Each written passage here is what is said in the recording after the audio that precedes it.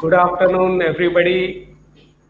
I welcome you all on the behalf of KONBAC and I'm Sanjeev Karpe, representing Konkan Bamboo and Cane Development Center, KONBAC, organization based in Sindhur district of Maharashtra and working in bamboo for last 16 years. For us, bamboo is no more poor man's timber. It's a rich man's privilege.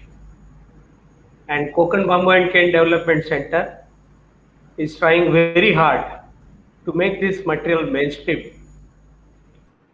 using the farmers' wisdom as well as the efforts put in by farmers to grow bamboo in our region. Today in this webinar, I would like to introduce our moderator, Mr. P.D. Rai. He is a former member of parliament from Sikkim Lok Sabha constituency, two-time member of parliament, and person who has done the bamboo business, making a bamboo product right in 1992, and exported it to country like Taiwan. So for us, he is always a role model, and for a riser, countries recognize him in one more capacity that he is the first member of parliament of our country having a degree from IIM Ahmedabad and IIT. So for people like us, no, it's a pleasure just connecting a person like him and getting opportunity to work with him to understand uh, his view about material bamboo. So today I would like to request Rai sir to take it over and do moderation of today's webinar. Rai sir, please. Thank you, Sanjeev. It's indeed a pleasure, and I welcome not only our esteemed panel, but also all those who are joining us in different mediums, those who have joined us directly, and those who have joined us through other Facebook and YouTube. So the webinar, as you can see, it is running across underneath, is building an effective mountain bamboo ecosystem, a new approach. And this is a very interesting topic because it does go into the very heart of what the problem the bamboo sector is facing today. India has 30% of the world's bamboo resources, and it is also growing in over 16 million hectares of our land. The sector employs 20 million people in about 25,000 bamboo enterprises. But it is unable to supply the entire amount of bamboo products needed within the domestic market. And therefore, almost 50% of it we have to import from China and from Vietnam. And India's share of the global bamboo market is only 4.5%, as opposed to China's 70%. And the domestic market is estimated at $30 billion. The bamboo industry also generates jobs for more than 35 million people in China. And that is just to give you some kind of a backdrop. Bamboo can play a role in creating wealth for rural economies, and this has been demonstrated in various pilots across the country. But these efforts do not have scale. Projections by Niti Aayog inform that against the current revenue of about 4,000 to 5,000 crores, bamboo in India has the potential to generate economic activities worth over 50,000 crores, as well as to create as many more millions of person days of employment in rural and remote parts of our country. The government of India has been, since the early 2000s, increasing efforts to develop the bamboo sector, and over the years enhanced the mandate of research institutions to include bamboo applications in their programs. It is in this backdrop that the Integrated Mountain Initiative, and I'll come to IMI and KONBAC, have come together to seriously explore the state of play in the bamboo sector in the mountain areas. Why do we need a new approach? For 73 years, we have made little progress. A question that arises here is, have the development plans let us, the people of the Northeast region especially, down? While we have made progress in space and atomic energy, for instance, why is it that a resource which regenerates at high speed and sequesters carbon to make it noteworthy worldwide has not been on the radar of development planners of our country? Serious work has been done by different agencies in India, notwithstanding. Analysis has also been done, but the main reason for tardiness has been the red tape due to the definition of bamboo being a tree rather than a grass. That has changed in 2017 with the amendment to the Indian Forest Act of 1927. Recently, the Minister of State for Donor, Jitendra Singh Ji, has hailed the bamboo sector as a new mantra of development, especially in the post-COVID world and reeling under climate change. That is, the world reeling under climate change. And I think he's right. Since time immemorial, bamboo is also linked to our culture and our food. In fact, botanist and noted scientist C. Nirmala calls it appropriately as the ultimate kalpavriksha. The new approach is to build the right ecosystem which is driven by stakeholders and which can take advantage of not only the amendment to the Indian Forest Act, but also the various policies in play to build communities, livelihoods, entrepreneurship, and markets. At IMI, we have a bamboo focus group, which is vibrant and full of ideas. This has enabled us to collate knowledge and experiences which we share across the mountain states, more specifically the Northeast region. This first panel and webinar is about having a deeper look at some of the regulations and policies, both at the center and the state. What can the center do more? And what can the state do more? What can other stakeholders do? Also, there is a need to build across the other policies of the central government, like startups and financing. Specific schemes to bamboo clusters, which are being announced. Also, we hope that most of these panelists will talk about.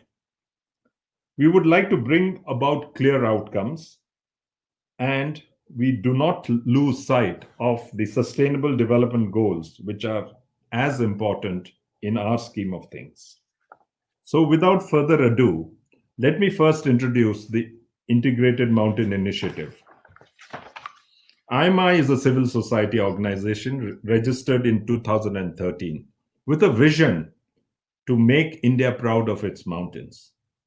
It works in the areas of climate change, disaster risk reduction, urban mountain habitats, water security, and livelihoods. Members are from all the 12 mountain states and 2 union territories, 2 districts of Darjeeling and Kalimpong, and of the hill districts of Assam. We have most of our work being done through state chapters. Our main vehicle for the collation of much of our knowledge and dissemination is through the mountain development summits, and we call them the SMDSs. And as we collect with one in many of the institutions like the WWF, Mode, KONBAC, and so on and so forth. And we co-create solutions and policy prescriptions for the mountain states and the governments therein. So let me introduce the first speaker, Mr. Alam Temshi Jamir from Nagaland. Alam Temshi Jamir is a governing council member of the IMI. He joined the Indian Administrative Service in 1977 and retired in January 2014 as Chief Secretary of Nagaland. He was involved in sustainable development issues throughout his service. He was team leader of NEPED and a strong proponent of Jhum or shifting cultivation. He initiated the Bamboo Mission, Honey and Beekeeping Mission, Bioresource Mission, Bhikkhu Green Zone, and Pico Hydropower Generation in Nagaland, and is currently advisor to the SDFN, Sustainable Mountain Development Forum of Nagaland. And he enabled the hosting of the Sustainable Development Mountain Development Summit #3 in 2013. Alam Temshi Jamirsa, you have 12 minutes. Why, in your opinion, is the bamboo sector in the northeastern region so poorly managed? What are the key impediments? Please name 3 and also elaborate. This must come from your look at the state policies, and you can reference the central policies as well. Mr. Jamir. Thank you very much, sir. It was a very good introduction. I didn't expect such a well-covered introduction. So thank you, and then also we thank you for letting us join this bamboo webinar. And I think all these discussions, this is the second discussion that I've joined in so far, and all the discussions are definitely going to lead to some conclusive goals or targets so that the people will benefit. And that is why we are here today, I think. Now, you have asked me to give you about three impediments about the lack of growth of bamboo as an industry in India, in the Northeast. And I think that there may be more reasons, but let me just take a little time by, talking about my own experiences. See, about 15, 20 years ago, in around 2002-3, although I saw bamboo being grown everywhere in Nagaland, it was the first time that this Kamesh Salam and all these people were talking about bamboo, and it was very exciting to listen to them. And they took me to China and introduced to all the great things that the Chinese are doing. And my imagination was fired. And I came back, we wrote a bamboo policy. We thought we will, immediately strike the importance of bamboo like a wildfire. And then, we started singing pains to the bamboo, its users. Like the n number of things which we can say about bamboo, like the fastest growing, it's versatile, it's a wonder plant, the tensile strength, it's got food, leaves, and everything else. We started talking about bamboo. And over and above that, we started a bamboo mission, and we have introduced almost, whatever technologies are available. We had the cutting, splitting, splicing, mat making, compressed wood, bamboo fiber making, cotton, sanitary goods production, Venetian blinds, you name it. House construction, you started with construction of bamboo as a construction, went up to charcoal, activated carbon. We had a gasifier generating power. We even made musical instruments out of bamboo and all these things. But over a span of about 10 years, the whole interest in the bamboo issue has slightly, died off. And in Nagaland today, I don't really know what the bamboo mission is doing, excepting when I visit the place and see the small shops that is being run. And the rest of the cottage industry, something has been produced, but we really don't know why all our dreams and everything has failed to materialize. And there, I would like to touch upon this. You have asked me to give 3 points about impediments. The first reason, and this touches upon the bamboo ecosystems in Himalayas and the mountain regions, because the bamboo is very important. But I would like to start with the issue of the one big impediment was the Government of India policy. I mean, I hope the Government of India will not mind. And although they talk a very lot of things about the goodness of bamboo and how we can use like your 50,000 crore economy that can be generated and all that, yet at the beginning, around 2005-6, it started with a split. There was the National Mission on Bamboo Application under the Department of Science and Technology, and the other side was the National Bamboo Mission under the Horticulture Ministry. So these two just didn't see eye. We were just wondering, because they didn't see eye to eye. And so because of the split there in the center, we drafted out our bamboo policy in 2004-5, and we said, okay, we'll make it a distinct bamboo as a resource and bamboo as an enterprise, so that we can follow the two streams. But we really cannot divide the activities of bamboo along this, and we cannot have two bamboo missions. And so a huge area of bamboo was planted, but then there were no takers. And then on the other hand, the industries and the various bamboo technologies that we have brought from all over the world, I have named a few of them. It was placed in the NBM. We wanted the bamboo mission, the center, to be an incubation center where people could pick up the industries and take off. But nothing really happened.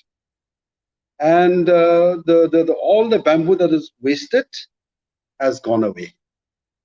So here we are wondering, in what direction we should go. And the basic thing is, we have really not asked ourselves why we have started talking bamboo. Whether we are talking bamboo because suddenly we have realized that bamboo is a good carbon sequestration plant, that it grows fast, there's got so many attributes which will ease our climate, the global warming and climate change has an impact. If that is the purpose, then as understood, then we should go clearly for that and follow the forest department, the ministry lines. If we are thinking of it in terms of the livelihood of the people who are growing, then we should also be very clear that you should either follow the agriculture or the rural development lines. And if it is to be used as an industrial material, then we should have it seriously examined from the industries and commerce line. So these are some of the issues on which we have to be clear about why we are looking at bamboo. And and once we have decided about where we are looking forward, then we can concentrate. For example, in Nagaland, one of the best ways in which bamboo could have been promoted was the paper mill Tuli. We have a big paper mill from 50 ton per day, 100 ton per day to 300 ton. But suddenly the whole thing has collapsed. Government of India is trying to liquidate the HPC, and then now everybody has forgotten the NPPC, and all the bamboos which has been grown by the people in anticipation of supplying to the paper mill, now that is all going waste. And then on the other hand, we are not having the alternative industries to take up, to use up all the bamboos that is being grown. So this mismatch in the policies, is something that we have to address to. We need, on the one hand, large-scale factories or companies or industries which can consume bamboo at a large scale. Then only we can move on to the secondary sector of how the bamboo can be used in smaller industries, in wood substitution, in compressed bamboo and all that. And then only we can go down to the cottage industry, which has always been there. We can promote it, we can make it better, but there's a limitation to which the cottage industry can impact the lives of the farmers. So this mismatch, the first one is I've told you about the confusion at the government level. The second is the little mismatch in our conception and approach to utilization of bamboo. Then the third is the the bamboo can do anything, and the bamboo it can do anything which the wood can do, but to convert bamboo into a wood substitute requires a lot of inputs, and until that input level, we can make up that amount of input and then make it marketable. Until that time, the government has to have a very strong policy of subsidizing all the bamboo products, whether it is in terms of excise and all that kind of thing. That's one thing, but a lot of subsidy is required to build up the bamboo industry. Whether the government has the will or the desire to step in that respect of giving a large amount of subsidy to let the wood industry, the bamboo, the wood substitute industry come up. Unless this is well defined, it'll be very difficult for the bamboo industry to actually come up. It's a high-end product. A lot of labor, a lot of investment goes in, and the bamboo wood substitutes like floorboards or compressed wood and all that kind of things. We have to do a little bit extra input for making it marketable, and where the food, the thing is, the wood is available already. So this switchover requires a large amount of government input, and that is one policy which needs to be changed. Then the last one is about the propagation. Many people are talking about the Moso bamboo from China. They have tried to bring varieties and try to transplant them here.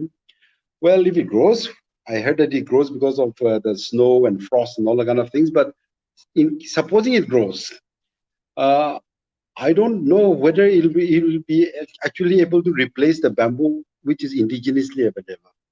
And in fact, if we compare many of the bamboos which are available in India, they're comparable. They're equal to the Moso bamboo in length, strength. Maybe we already have to do a little bit more experimentation and things to do. But what I'm trying to point out is that our propagation plans are not at all clear. We have not pinpointed or specified on which species that we have to concentrate on. And unless we concentrate on the species and what those species are supposed to be used for, like China, it is more or less a monoculture of Moso. And then all the industries, everything is based on Moso bamboo. And maybe if a few things on the growing of the bamboo shoot, but everything is Moso. Now, if we want to compete with China, we also have to understand or to go along to find out what will be the best possible bamboo crop that we should look forward to. So these are some of the few points that I want to make. In fact, when we start talking about bamboo, it goes on without end. But I'd like to thank you for giving me this opportunity. And I think we'll reply whatever questions are there. But we do hope that bamboo will, it is possible to change the mountain ecosystems to bamboo. Thank you very much. Fantastic. Mr. Jamir, you've excelled yourself. Wonderful insights, I must say. And those who must be listening can understand that the takeaway from these 3 or 4 impediments you have shown is just how jagged or how convoluted our policies have been. So without further ado, I may like to call the next speaker, again, a very wonderful person who I know personally, Mr. STS Lepcha. Mr. STS Lepcha is he is a retired PCCF from Uttarakhand, Presently, he's a member of the executive committee of the National Bamboo Mission, so Government of India, and therefore directly in the line of fire. He's also the vice chairman of the Sustainable Development Forum, a chapter of the Indian Mountain Initiative. I did talk about this particular initiative. He's also the CEO of the Uttarakhand Bamboo and Fiber Development Board for 7 years and has worked on various aspects of bamboo, from nursery plantation, other value addition of bamboo like handicrafts, furniture, bamboo housing. He's also the editor-in-chief of the NTFP journal. So, Mr. Lepcha, you have 12 minutes. And I had already, the question to you is, please state the central policy on bamboo sector development as it stands now. Will this be enough to facilitate the growth and enable flourishing of our bamboo sector in the NER and the mountain states? What are 3 things you would like added or changed in the central government policies? Thank you very much, sir. I have a presentation to share, sir. Yeah, please go ahead.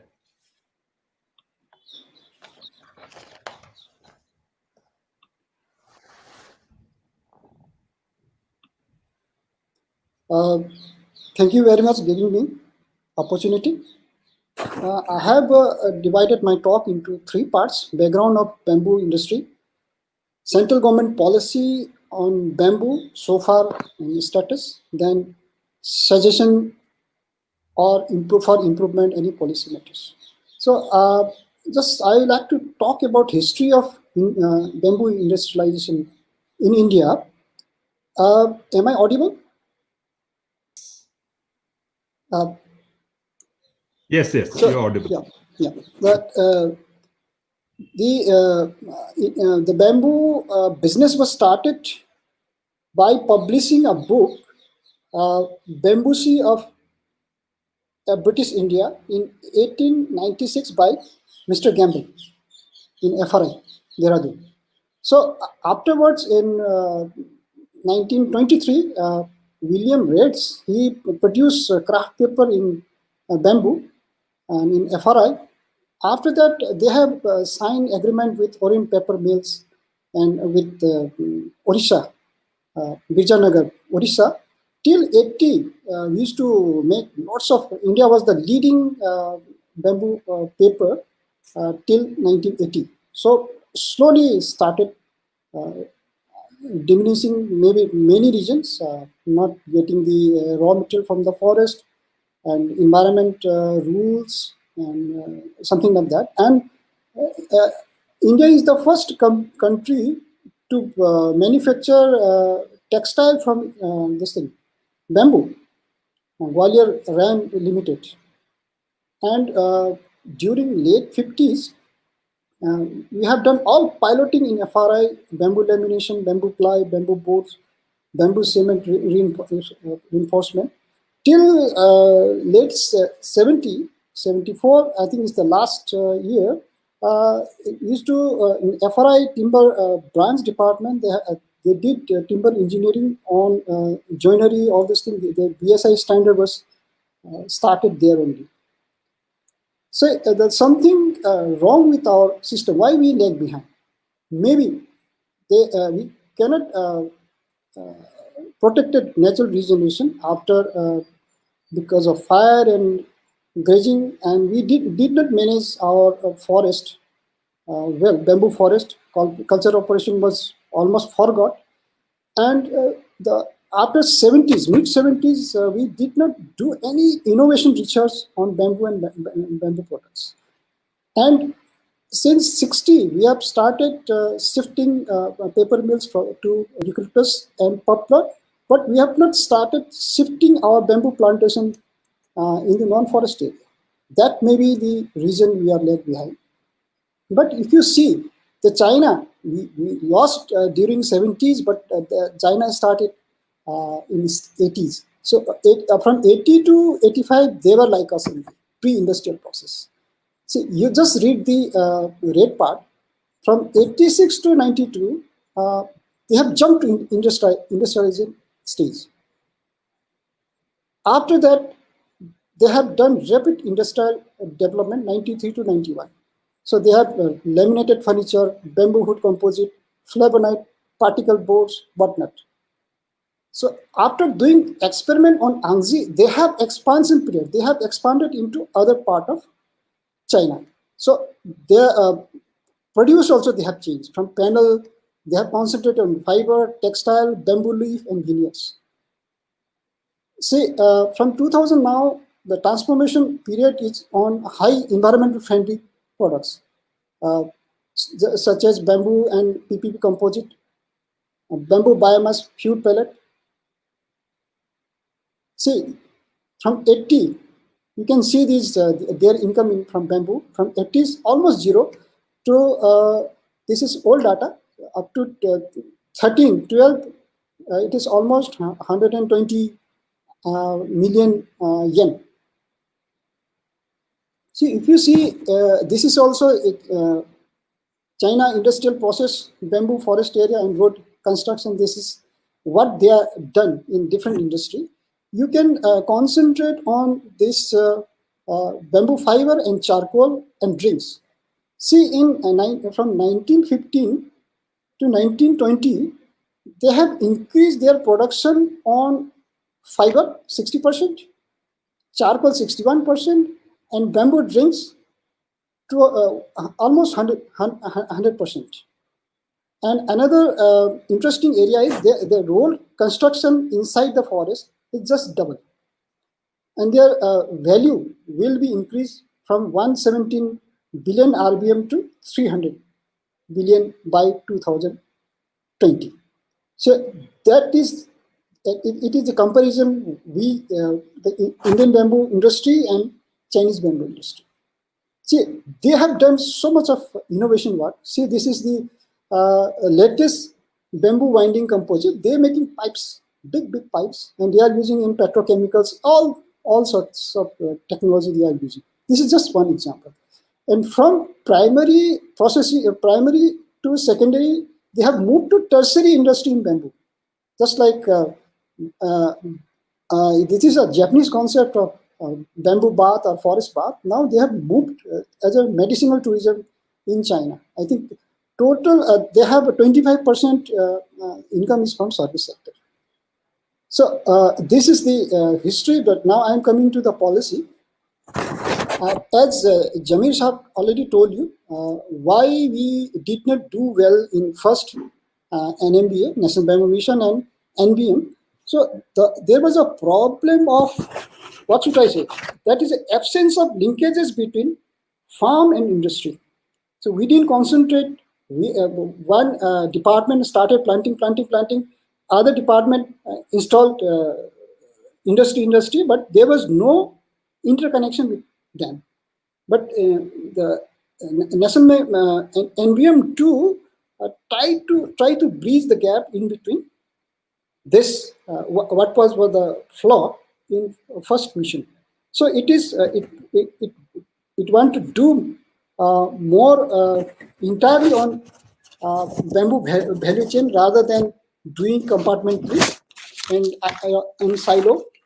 So that was the main objective of National Bamboo Mission 2. So the policy intervention so far by central government is Jamir Shah and Dr. P.D. Rai has already spoke about the bamboo declared as a grass, and the our P.D. Rai Sahab is the initiator of this bill in the parliament. And another is launching National Transit Pass System, NTPS. The pilot is already done in Telangana and Madhya Pradesh. It is something like that. The transportation of any timber or forest material is by e-passes. And they are targeting whole of India by November. So these are the two major policy steps in central government. See, another problem with bamboo is that the almost 11 ministry, they are working in different sector of bamboo development. So this is the picture of Chinese model of utilization of bamboo. You can just see the number 7, 8, and 9, and you just remember of that table. The China, they are getting maximum revenue is from number 8. Number 8 is your broom textile, that twigs from twigs, and number 7 is they are making sticks, bamboo poles, scaffolding, and number 9 is from the leaf. See, in India, if you want to start a agarbatti business, you have to buy whole bamboo pole to start.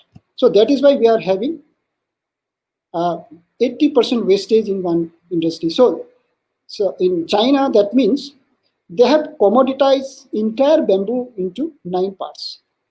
So already our agarbatti raw material is 8 times expensive than Chinese bamboo. So they have commoditized entire part of bamboo. So that we should know, learn from that, and this is zero wastage. So on that line, we have started IMI. Dr. P.D. Rai Sahab has already told you that IMI, we have a small focus group on bamboo. So we have done 4 or 5 brainstorming sessions. So we have developed a small dynamic ecosystem model for sustainable bamboo development in mountain area. So we have divided this circle. There are almost 7 circles, but actually, if you want to do a quality, productivity, scalability, and sustainability, so there should be one anchor institute. It may be formal or informal, should be there in between to link all these 7 circles. So 7 circles mostly is the government and the research and institution, then private sector. Because the bamboo is a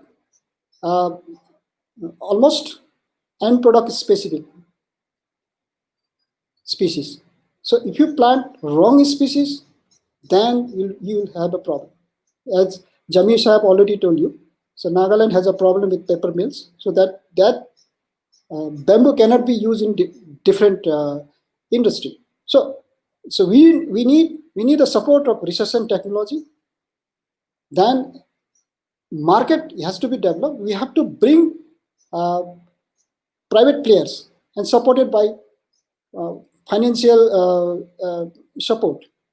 And on top of that, we need capability development, skill development to the locals and in the bamboo sector.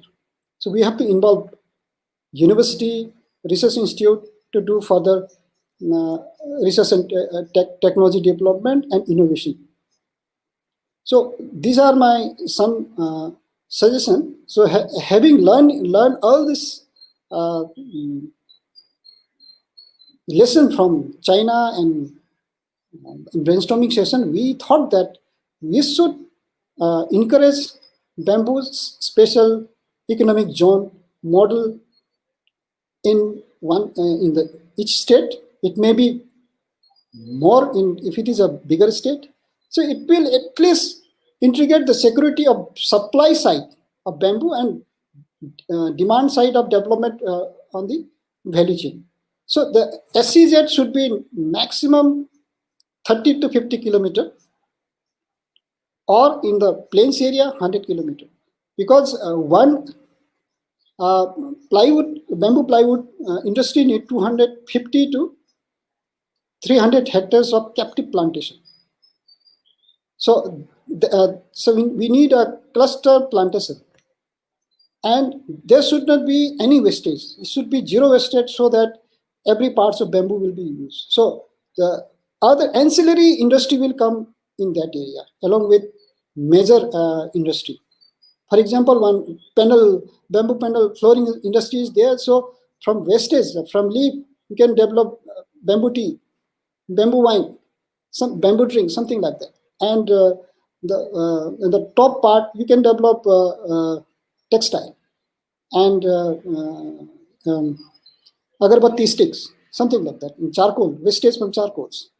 So we have to encourage SCZ. So they should give additional benefit so that the people try to put their industry only in SCZ area. And I think, as Jamesh had already told us, that there should be a mass consumption of industry should be there. Otherwise, and there should be subsidy on the loan amount, just like bamboo industry and bamboo energy industry. These are the two industry now. I think they will absorb maximum amount of bamboo in future. So this is common incentive mechanism and rewards. And the integration of with investment policy and framework of creation of good policy environment is very necessary. And this second I have already talked to you. And the third is very important. I think we have to give land right tenure to landless or marginal farmers. There are very good example in Maharashtra. It is Puragaon. I think Puragaon in Chandrapur. Those villages they have given the forest was given in Forest Right Act. In 2009, almost 30 people were trained in bamboo craft and related to bamboo industry. And by 2015, their net income is 35 lakhs per year. So if we give land tenure rights to the people, so and skill and link to market, the benefit directly will go to the local people and lower rung of the pyramid. And another important thing is that there should be a dynamic policy in different development of stage, and need of stakeholder adjustment of need to be made according to changing situation. So this is very important. Our forest policy is still of 1988. So the policy should be very dynamic. And my last suggestion is that we need a National Bamboo Authority to coordinate all the department under one ministry.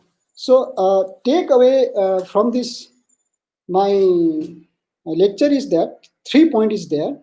So we should create National Bamboo Authority at central level, and at state level, we need to have institution like what I have shown in the circle, Center for Sustainable Bamboo Economy at state level that could anchor in the state level.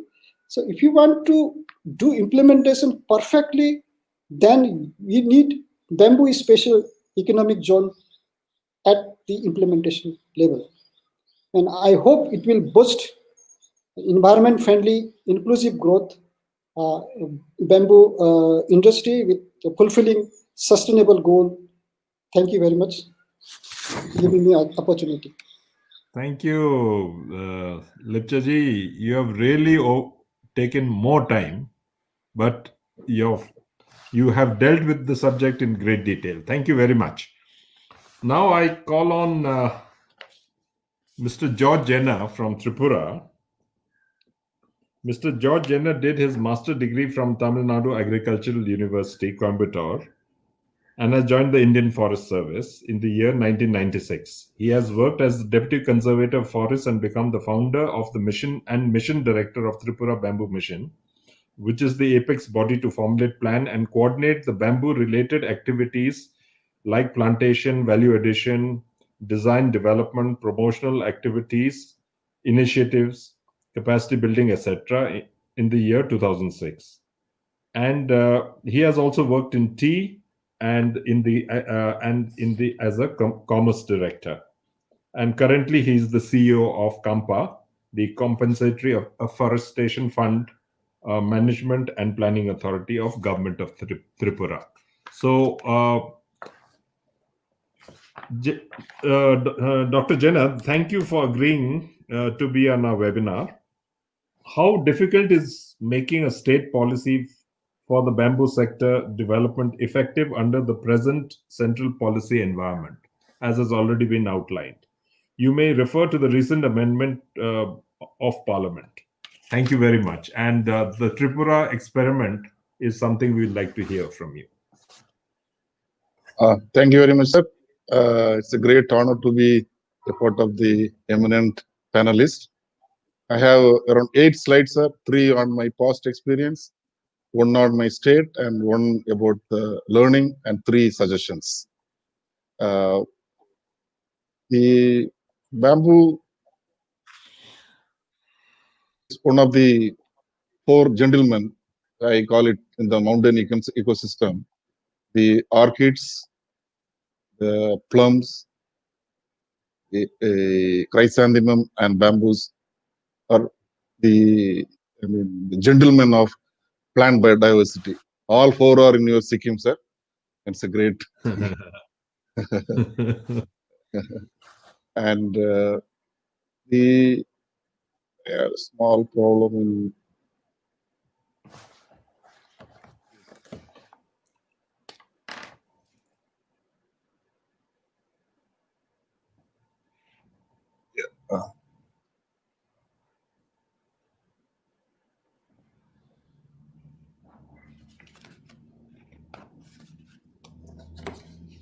I think it is available on the screen now.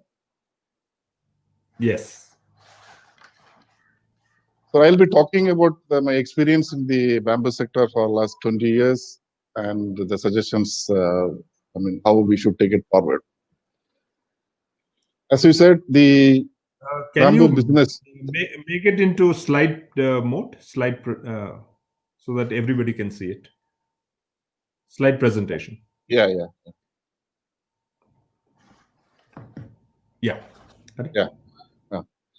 The bamboo industry as such is estimated around 5 lakh crores, whereas the Indian contribution is probably around 5 to 7,000 crores. So it's a long journey to have at least around 40-50% of the total the business sector.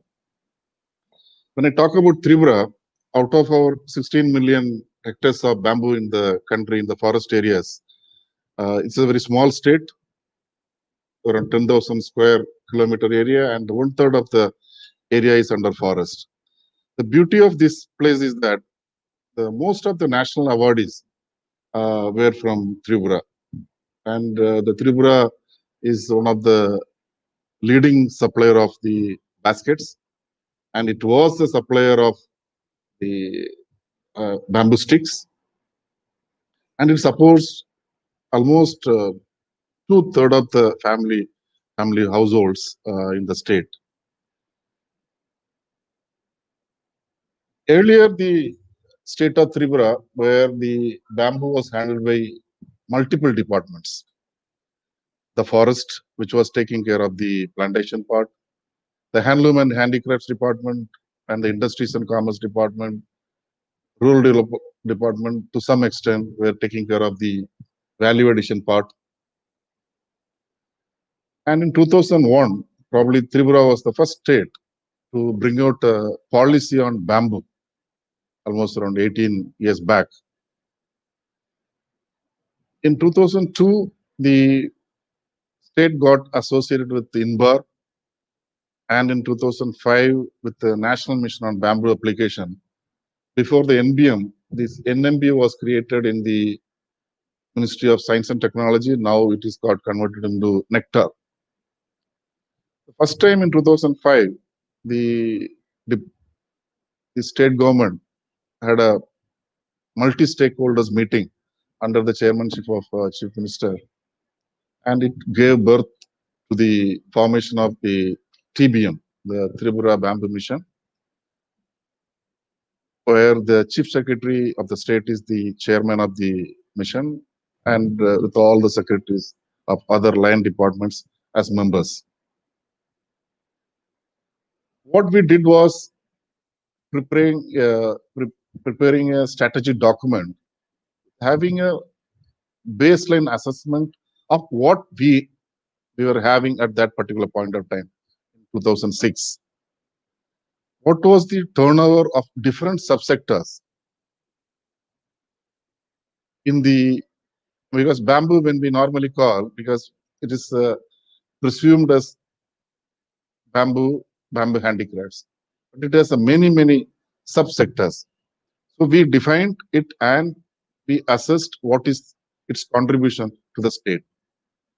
The second part of the document was it should be in a public-private partnership model with the clear objectives and the targets and timelines. What should be the target and how to achieve it in the defined time.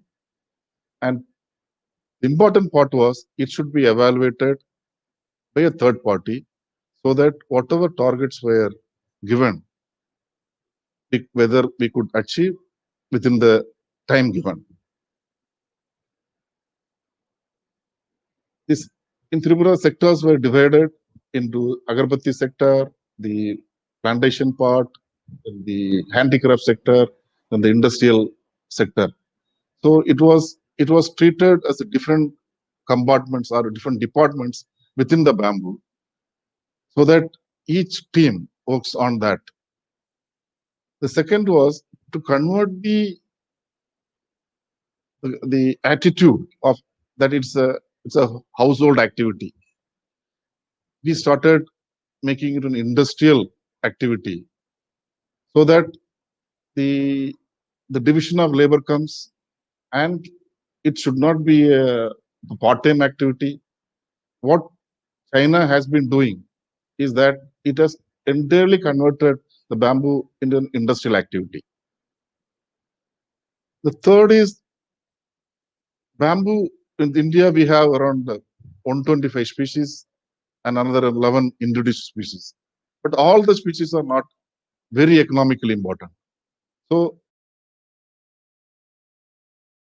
which purpose? All the species are not fit for the agarbatti industry. All of them are not good for the handicraft sector. Very limited bamboo species for furniture sector. So, identifying and planting them where it is required. The investment has to be from both government and private. That Tripura government started doing it and freeing these bamboos from the age-old clutches of transit pass, and probably Tripura was the first state to free the entire bamboos from the Indian Forest Act. Now, what we could learn in that process, we were concentrating more on multi-products, less on the industrial sector. And we found that it's a very diffuse market and highly unorganized. Third lesson we could learn was the inadequate backward linkage. The species which is required for a particular cluster was not planted, and some other bamboo was planted. Because for a forest department, bamboo as an ecological crop, so you plant any bamboos. But for industrial purpose or any value addition purpose, the species specific approach was missing. Last point I could experience was this common facility centers. If they are not entrepreneur driven, it is not very successful model. With this experience, I feel and I suggest that, as lecturer sir said, there should be a bamboo authority. I say that there should be a bamboo board at national level. In fact, the rubber board was created in 1947 with the Rubber Act. The Tea Board was created with the Tea Act in 1953. So why not we have a board by an act which authorizes the agencies, empowers the people, whoever are associated with that, to have a holistic approach at national level. The second suggestion is we should have a uniform rules. Each state has its own rules. The bamboo, if it wants to travel from Agartala to Chennai, it has to go through more than 10 states, and each state has its own rules.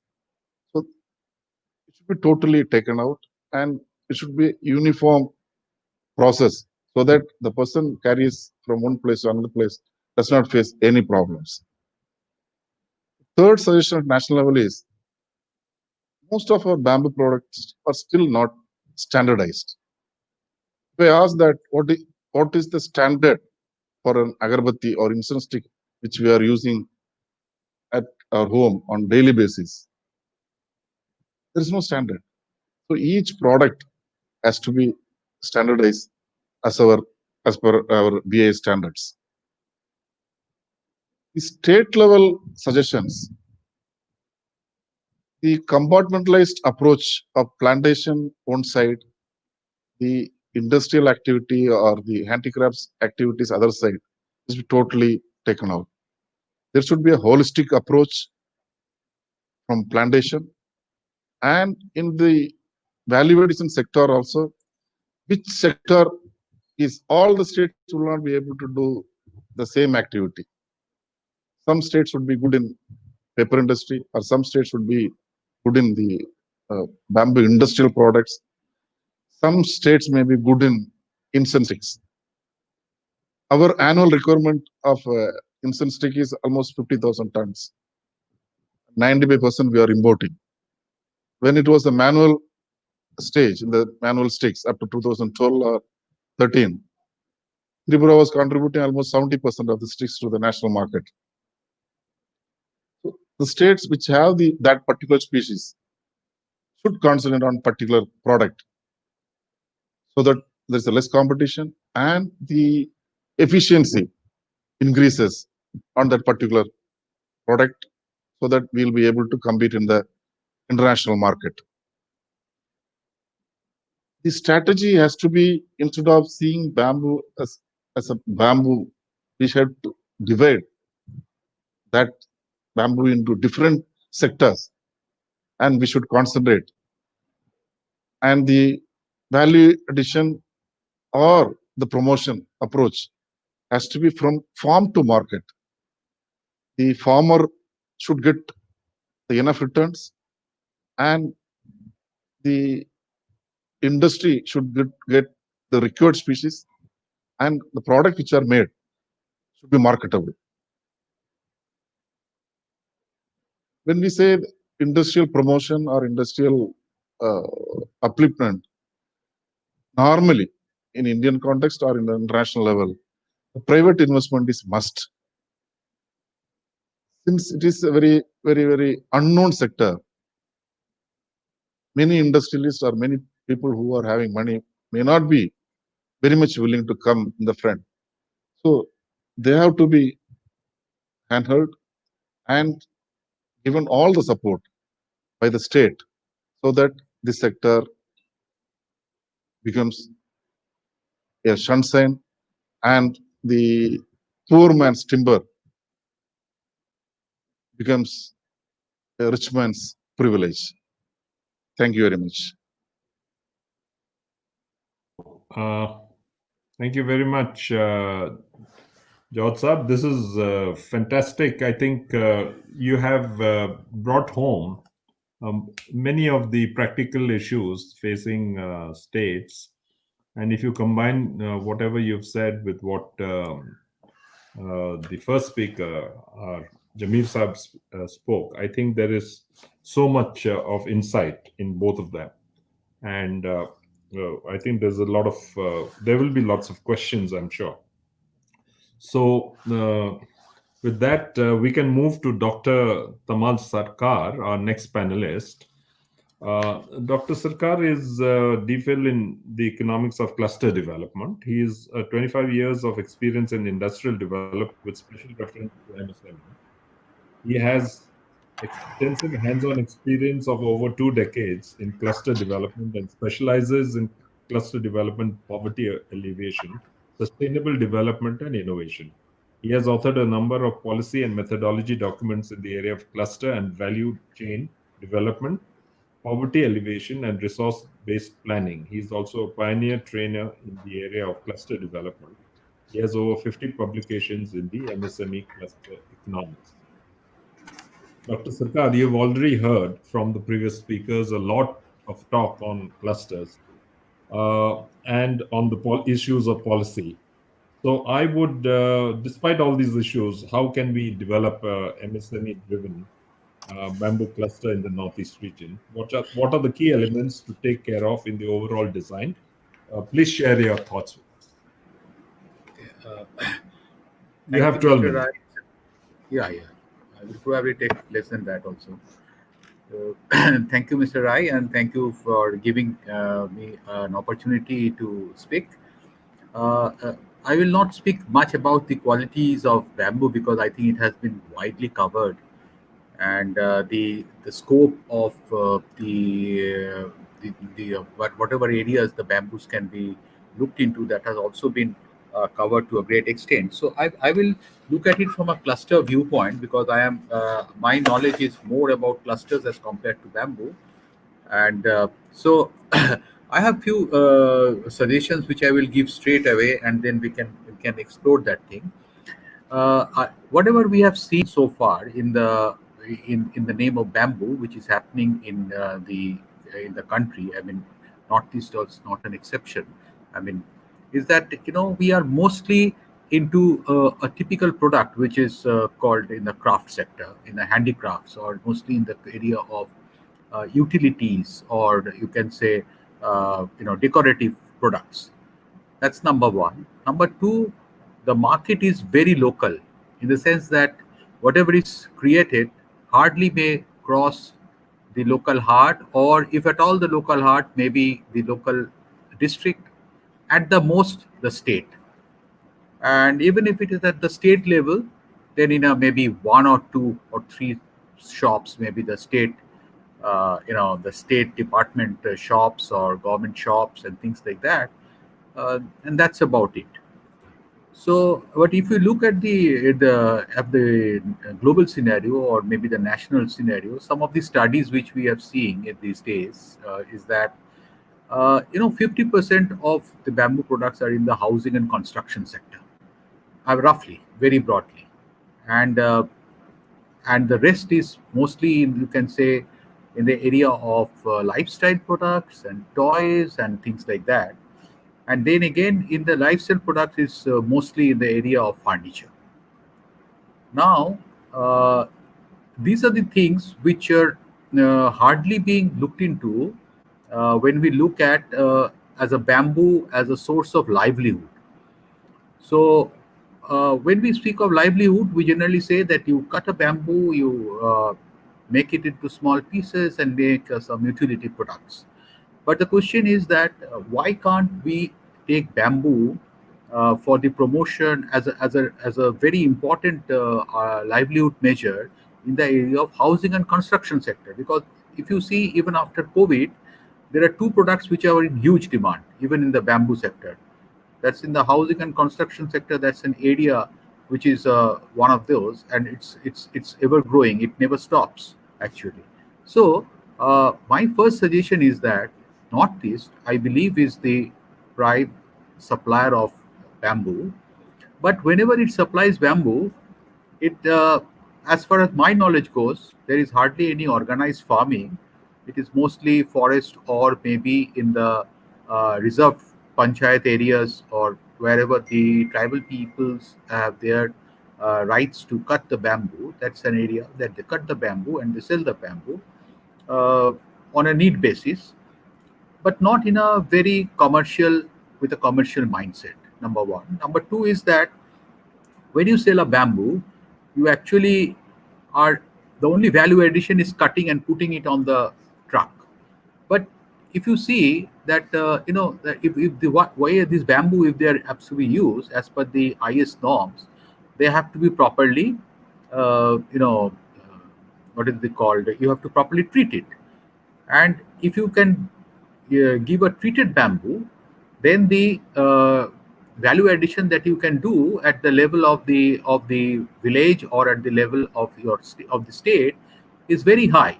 I know only a 1% who is right now doing such treated bamboo, and as we all know, a treated bamboo is at least 20 times more efficient than an untreated bamboo in terms of the longevity.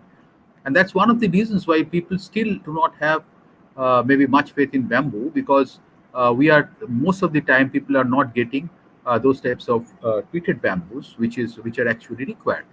So my first suggestion will be that if we want to really make some good value addition in the area of bamboo in the northeast, which is known for its bamboo uh, bamboo reserves, natural bamboo reserves, should do two things. At least number one, that it should start growing bamboo also as a agriculture or product area.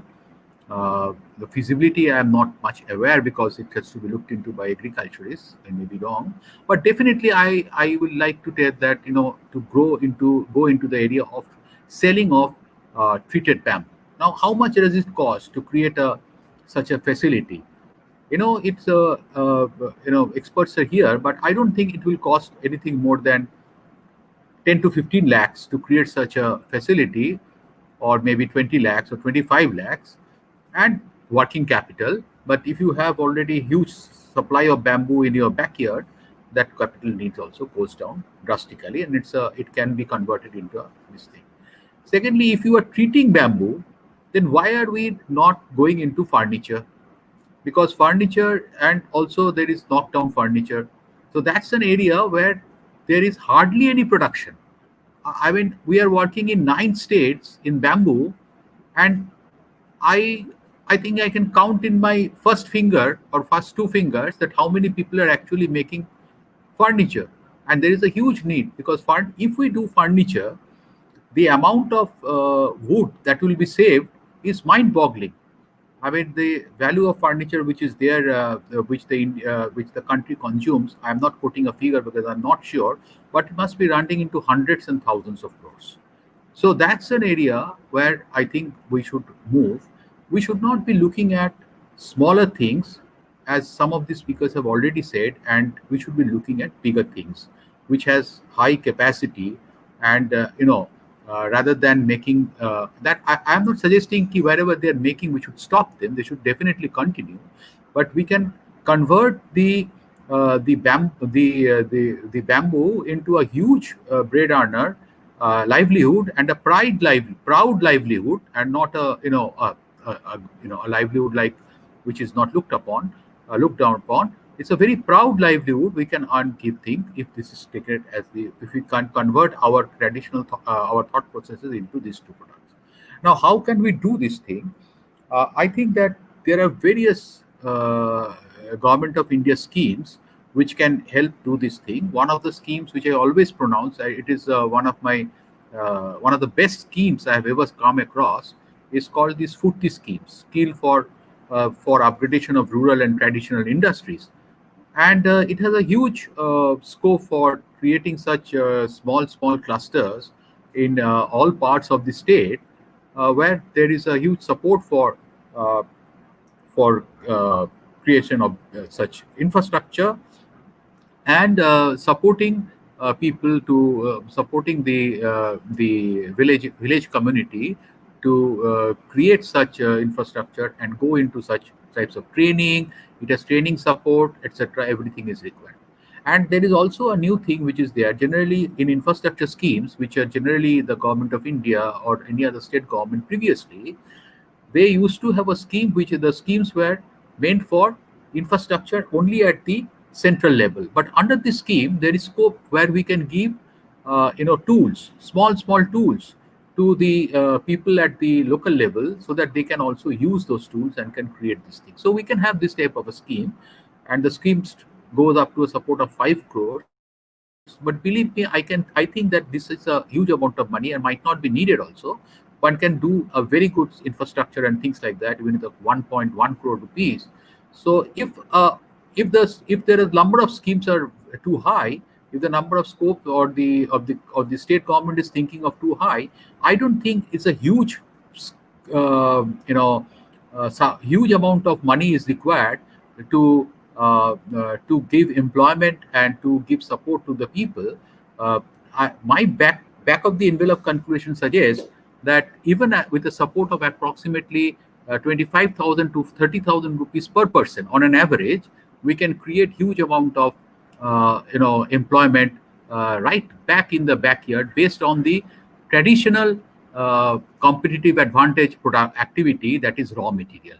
So this is this I think is a very important thing, and and with the skill help of schemes etc. we can do this thing. The second thing is that when we go into these products wherever we are working, we find that the productivity is not good, the continuity of activity is not good.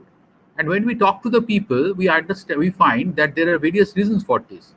Because of the people get tired very fast. There is not enough good amount of tools or jigs and fixtures which can help in them.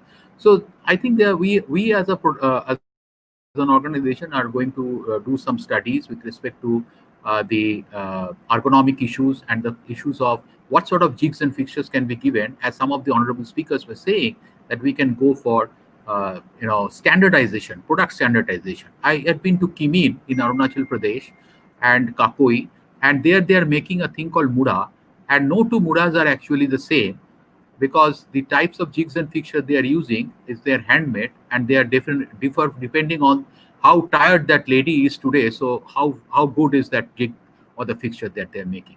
So my suggestion, my contribution to this August gathering is that we need to think differently. We need to go for plantations. We need to go for treated bamboo trading.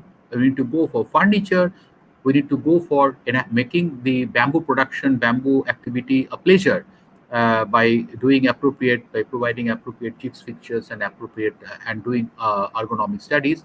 And our project, which is being now implemented in the 9 states, including the 5 states of the northeast, Mizoram, Meghalaya, Assam, Tripura, and Assam, Tripura, Mizoram, Meghalaya, and Arunachal Pradesh.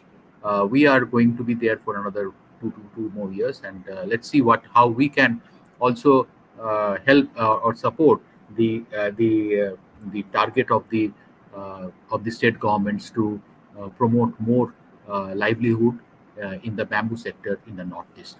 Thank you very much. Thank you, Dr. Tamal Sarkar.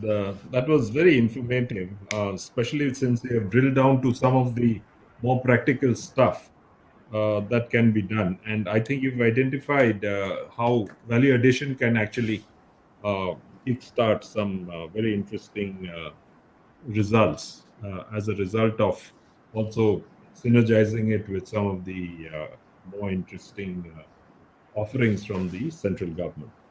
Now, I would like to request our final speaker, Dr. Sanjeev Karpe. Dr. Sanjeev Karpe is, he already spoke, came on to introduce me. And so likewise, I'd like to introduce him. But I don't think I can read out his entire biodata because it's very long. But he's a qualified electrical engineer and has been associated with the industry. He already told you for the last 16 years. And he's also a fellow from the IIM Lucknow. So he's a colleague of mine in that sense.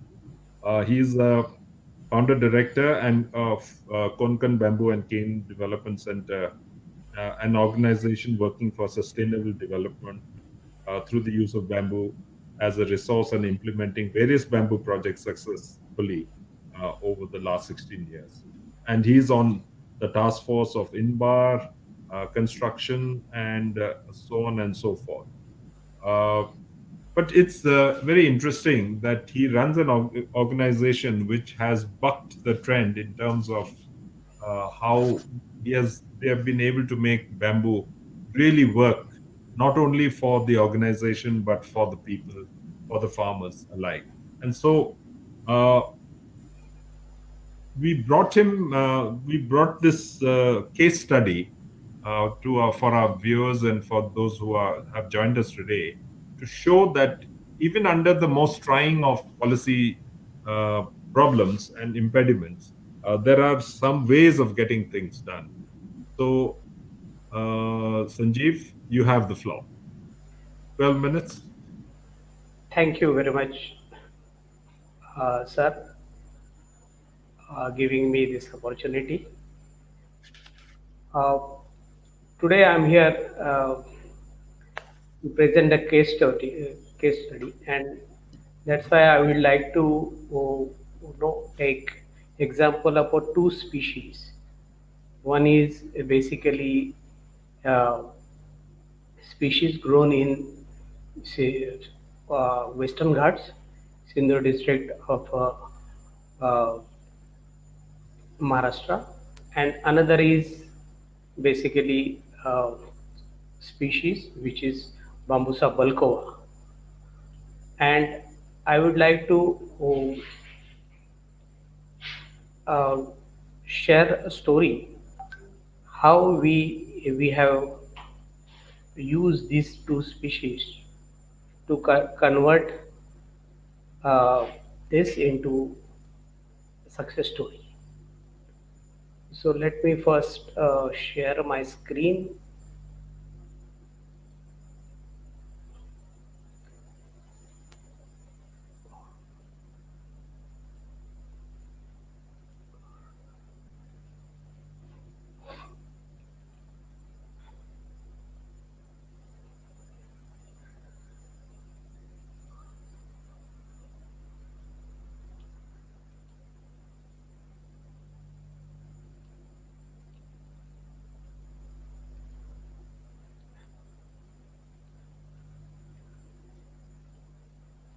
Yes, please.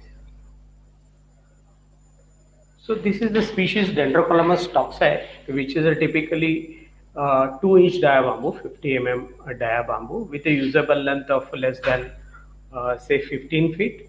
And this is the species which is species of mountain, Babusa bulkova, having a more dia right, ranging from 3-inch to 5-inch. And we will like to talk about this particular two species.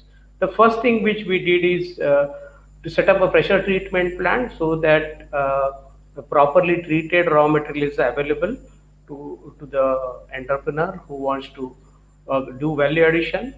Second, we could able to train our people to straighten the bamboo using very traditional methodology of heating a bamboo and putting a pressure and making it straight. So we could able to train our artisan to such a level that bamboo is converted into as straight as pipe like a material.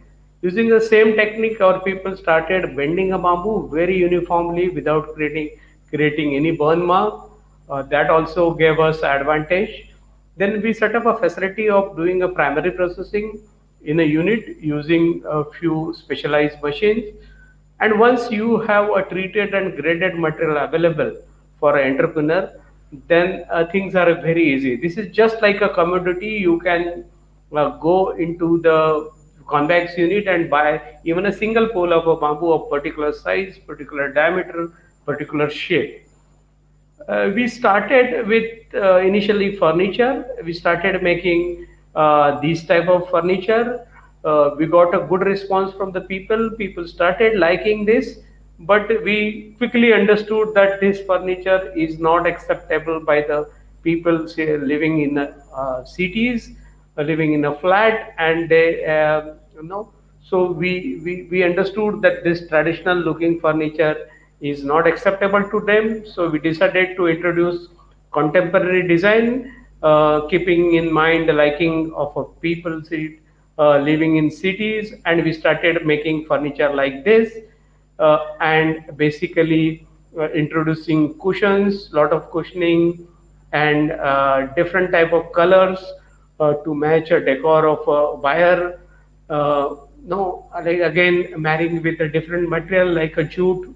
So here is the seat of a jute weaving, and then actually using a lot of cushioning, which nowadays people like.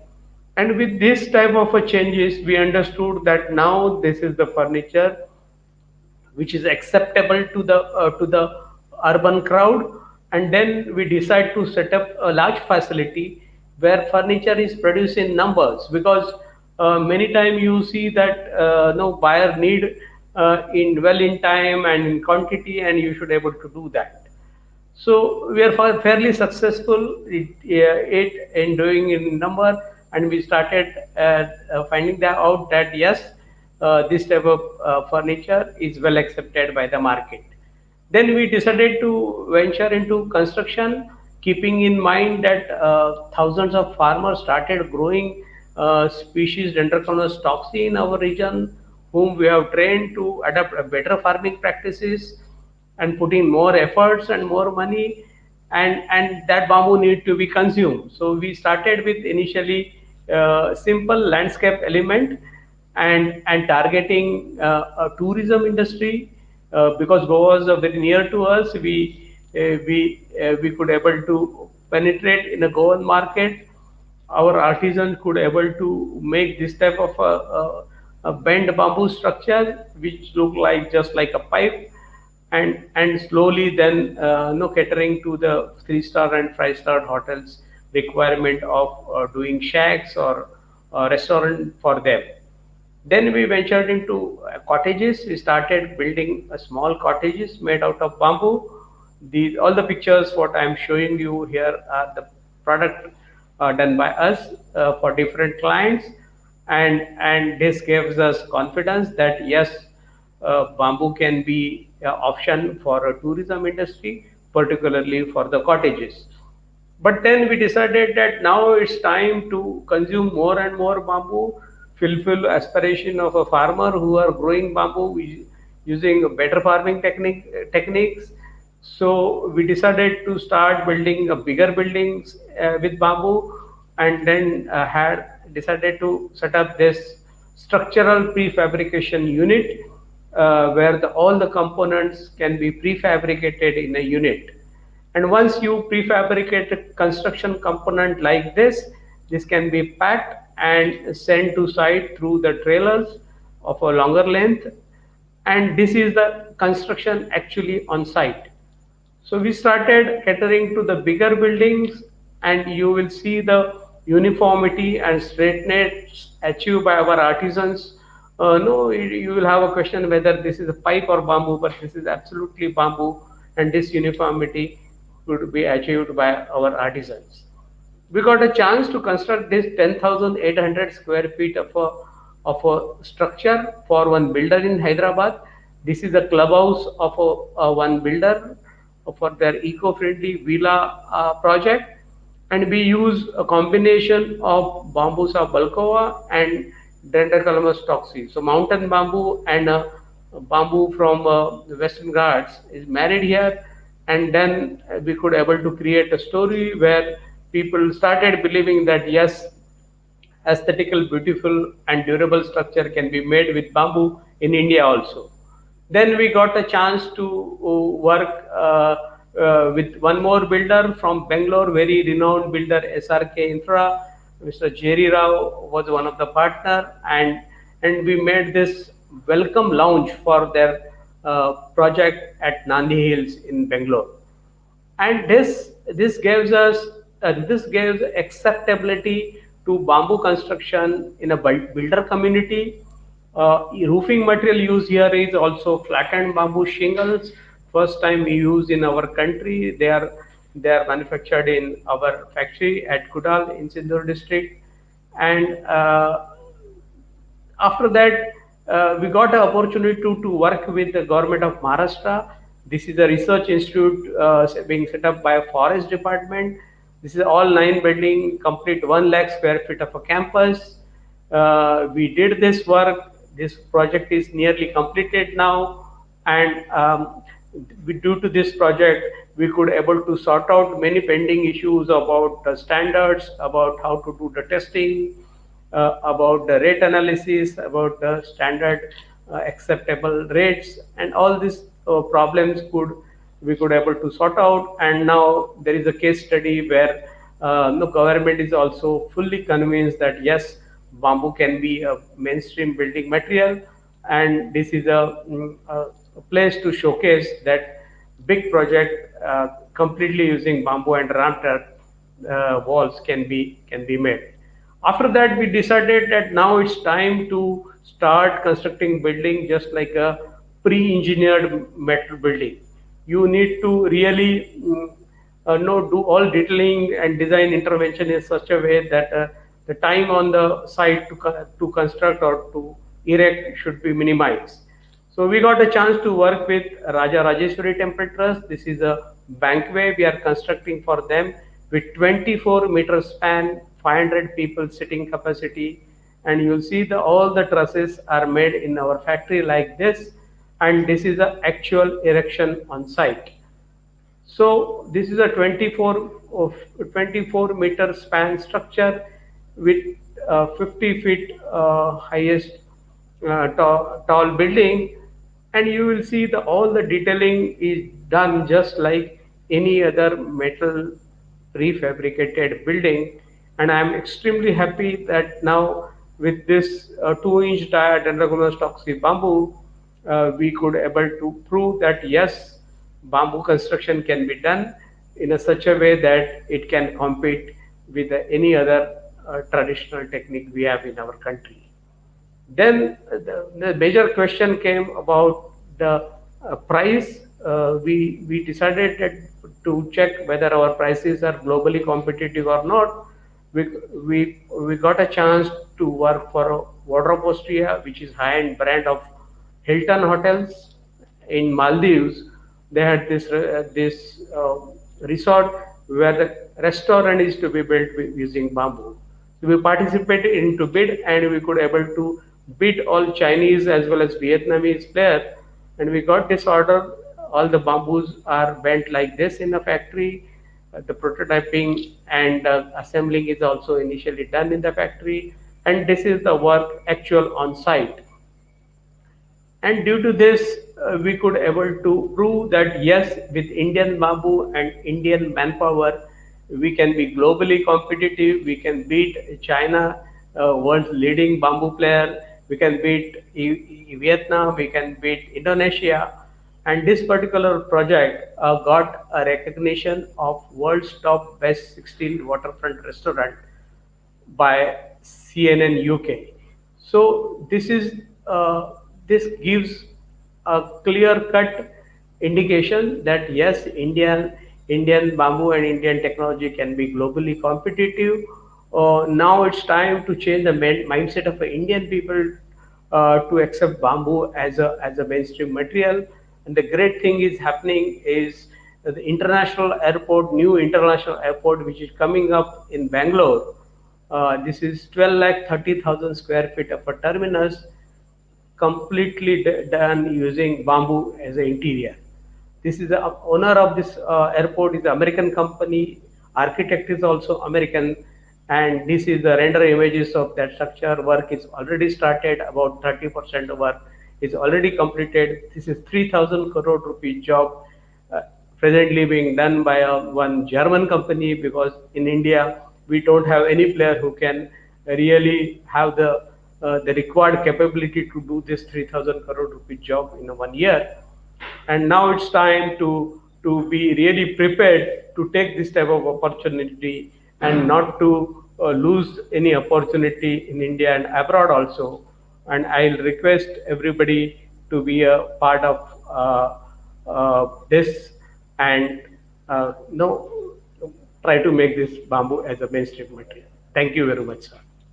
Yeah, thank you, Sanjeev. That was remarkable in terms of the story that from furniture you have moved all the way to construction, to the kind of design and construction that is now possible, and trying to make that leap to a 3,000 crore job.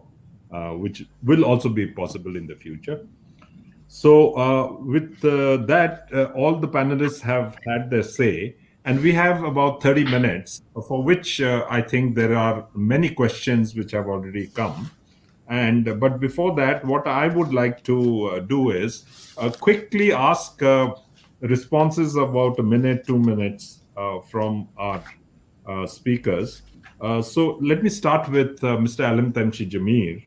And though he has, of course, said that the impediments he has seen were of the kind which needed, some kind of a policy shift, that there needed to be harmony.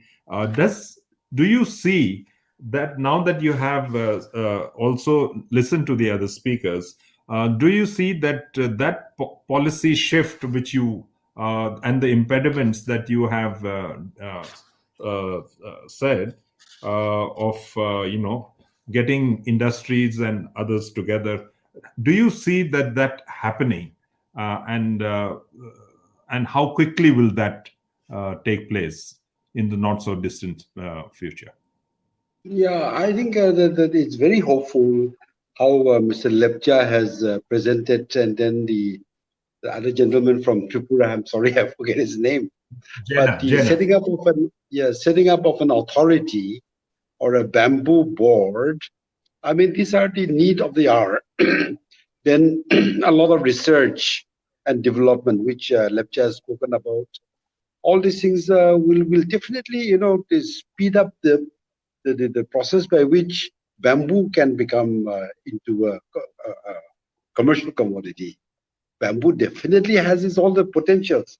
So these authority boards or whatever that they have suggested, and then the research stations, the development, the certain states having the bamboo development zones, that is a very good idea. Only thing is, I hope India doesn't set up the authority or the board in Delhi. They should set it up where the bamboo is. That is my only observation, and I think I would Yes. like to thank them for the good suggestions that they have given. Yeah. Okay. So, can I move to then our second speaker, Mr. Lepcha? Mr. Lepcha,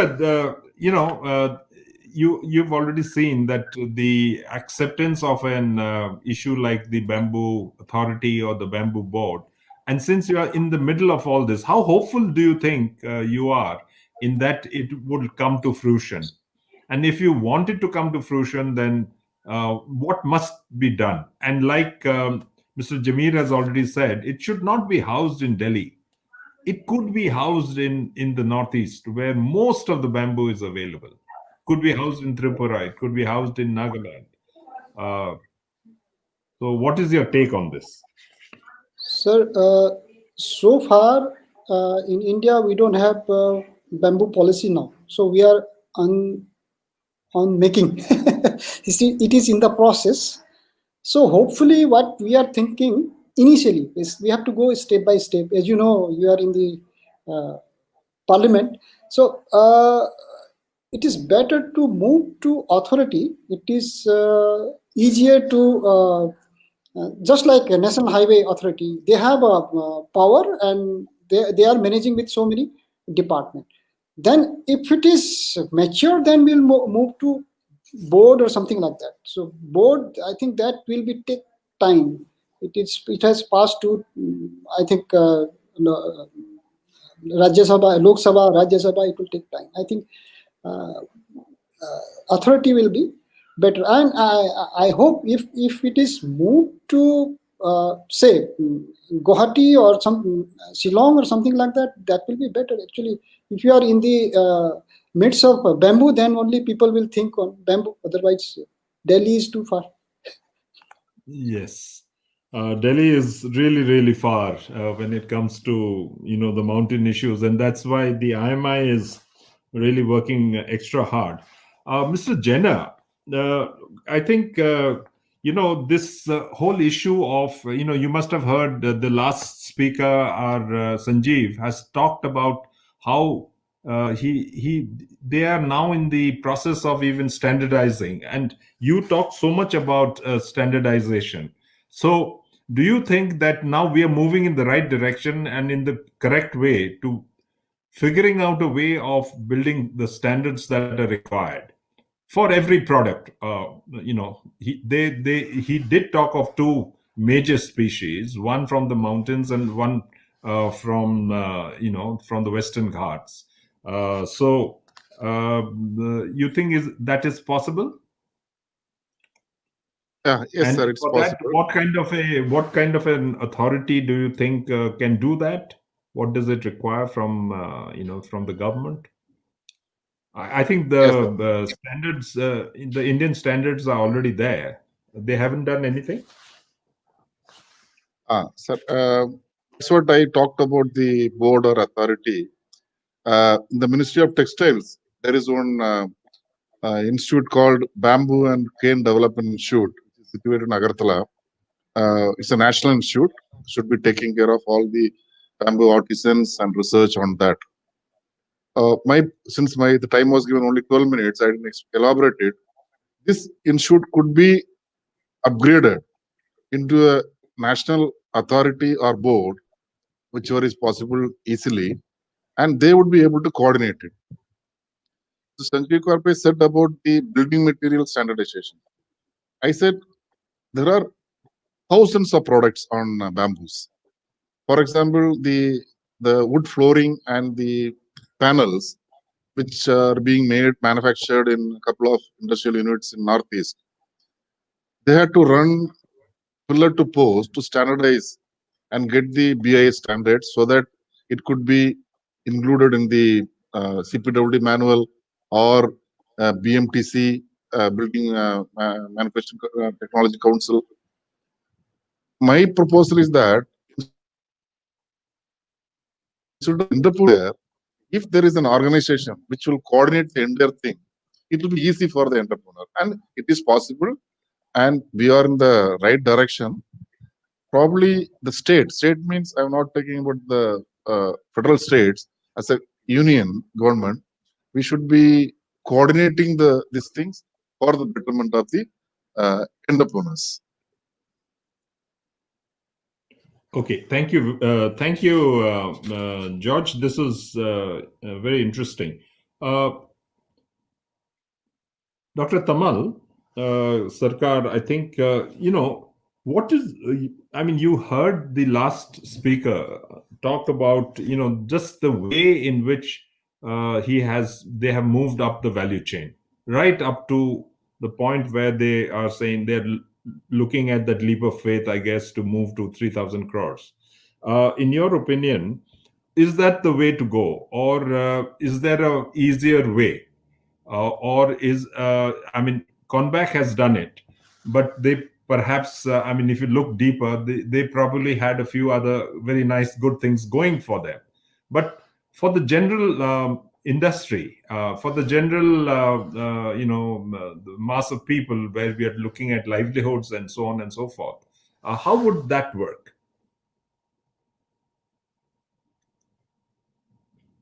You're mute.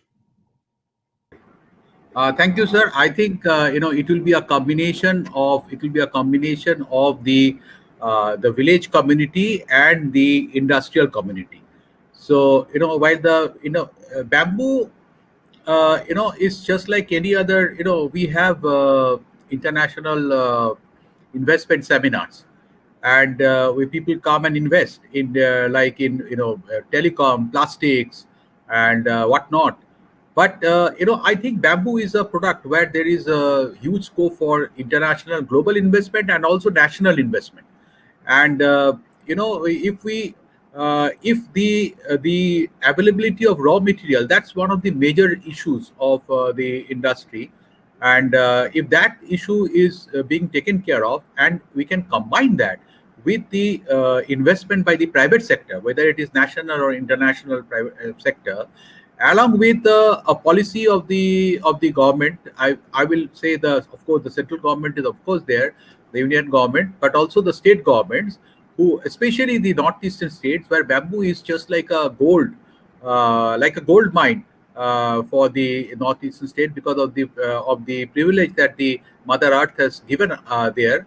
So I think these three things should combine, and policies can be created by the state divisions or the central divisions to do this thing. So we can easily, enhance livelihood scope by thousands because of the raw material which is over there and which is not being appropriately at the point time being properly or to its potential being utilized. So I think it will be a public private and community, I call it a PPCP model, public private community partnership model, where the public sector will give the necessary support, maybe in the land, in the availability of the transport, and giving all the legal barriers, taking away all the legal barriers which investors are really afraid of.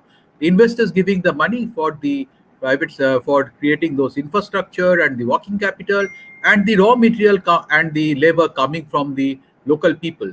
And then with a period of time, this will actually transform these local people into investors themselves, because I'm sure some good people will come out of there from them, who will lead these zones, and then it will become like a like a like, like a story. It will move from one village to the other, and it will ignite everywhere. I mean, whatever you will touch, it will then convert the bamboo into a bamboo mine, or you can say a gold mine. I see a lot of things if a public-private community partnership model can be created, and be promoted with all earnestness. And believe me, it will not take much money. It will not take much money. Okay. Finally, Sanjeev, if you listen to Tamalji, and there's a very major question, that we have a lot of bamboo, but then you looked at only 2 species. And say for others also, there will be a couple of species that will really work. So when you actually ask the farmers, now you start planting these species and you want to then create this resource base as a first starting point, who's going to finance it? The farmers can't keep waiting. They'll have to sell this somewhere. And so I see this as a chicken and egg problem. Where will the finance come from it? Sanjeev, from your experience, how do you think this can work? So this chicken and egg condition has to be diffused, and somebody has to take a first step. So instead of saying that let government do it, in Sindhu district we decided in 2004 that let's start. No, so we could able to convince few farmer initially, and told them that we will see to it that you will get 1 lakh rupees per acre per year. So, and we will reverse calculate the price of the bamboo, and we will pay you that much.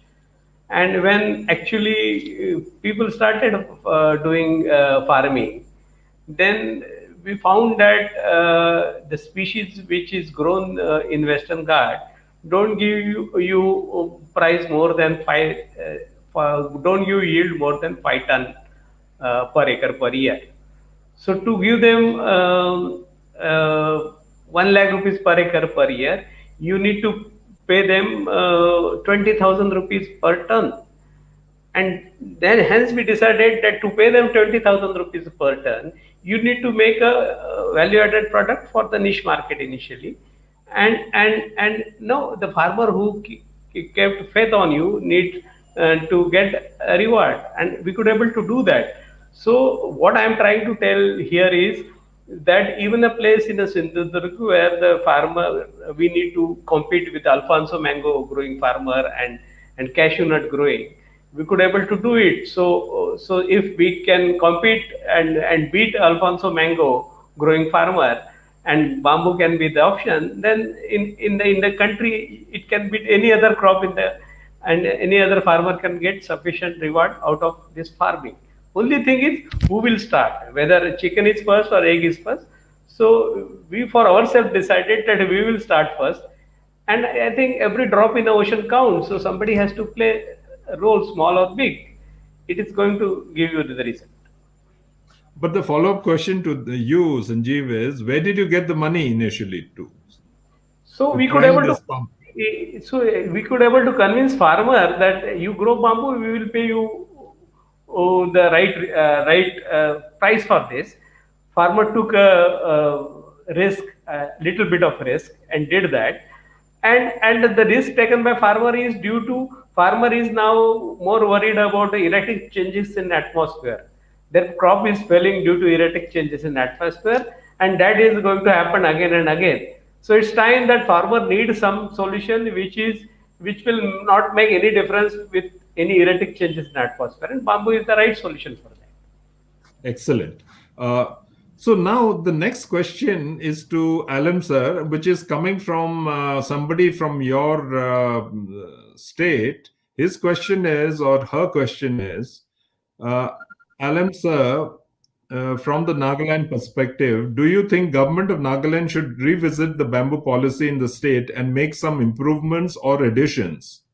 Would it not be better for Nagaland Bamboo Mission to be under agriculture or horticulture or industry department rather than under the planning department, which we are now? Yeah.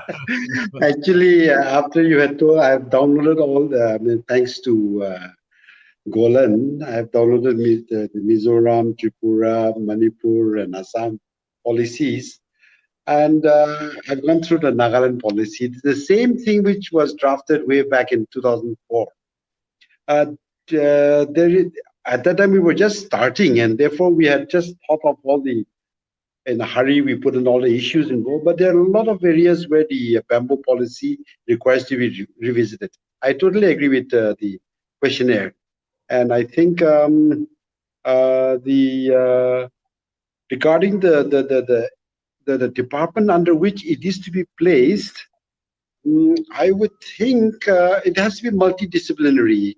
You know, it cannot be just plantation if it comes under horticulture and all, or it cannot be just industry. So it has to be a multidisciplinary approach, a holistic approach. It is there in the policy, and Lepcha has they have said authority or a board, and on that line, with all the line departments acting together, I think that will be a better policy than just under certain specific departments.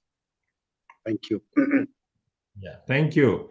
Now to Jenner Saab, I think there are a couple of questions related to transportation and logistics. You know, there's one Meghna who says, knowing of the availability of better infrastructures and logistic support, there are concerns that there are still a lot of hindrance in mobilizing the supplies of finished goods to other states, say across the country. And there's somebody else who says, are there any laws allowing transportation of bamboo from production states to other states? This is from Tripat Pal Singh from Uttarakhand. So now, you know, you had talked about how your state, Kerala, had got rid of the transit pass. Now, there seems to be, even though we have passed the amendment in Parliament, there still seems to be a lot of confusion on the issue of logistics. Yes. And when is this national transit pass or whatever is, when is it going to come? I think Lepcha Saab had made a mention. But you can go first, and then I'll ask Mr. Lepcha to, because this seems to be a major issue. So, Mr. Lepcha, after George, you might like to supplement whatever he says. Okay, George. As per the Indian Forest Act, Section 2, bamboo is considered as one of the forest producers. So it needs a permission from the origin wherever it is being transported. My question is, when there is a value addition on that, it should not be attracting the Indian Forest Act. But unfortunately, many states still consider that as a bamboo produce, forest produce. I have given an example. I am wearing a shirt which is made of eucalyptus. As long as eucalyptus is a tree, it's a timber or forest produce. Once it is converted into shirt, still we should not say that as a forest produce. Similarly, when the bamboo is converted into handicrafts or incense sticks or industrial products, there should not be any problem under the IFA. Be clarified from the state of Tripura that value-added products. Value addition means it varies from state to state. Normally, 20% the value is added on that. Then the original raw material gets converted to another product. That's the value addition. Some states say that 25% or 30%, but it normally ranges from 20 to 30%. Once the value is added, there should not be any problem of transit. Number one.